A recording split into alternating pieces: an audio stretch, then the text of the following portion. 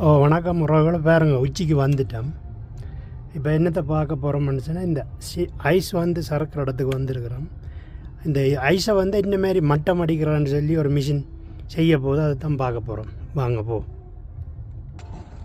பாருங்க, இதில் ஒரு இறங்குற கேபிள் கார் போயிட்டு கிடாது. அங்கால அப்படி கேபிள் கார் இறங்குற போயிட்டு மட்டம் அடித்து கொண்டு வருது. நீங்களும் தெரிஞ்சு கொள்ளுங்க. வேறு புல்டோசர் மாதிரி பாருங்க, பின்னுக்கு சீவி அடித்து கொண்டு வருது.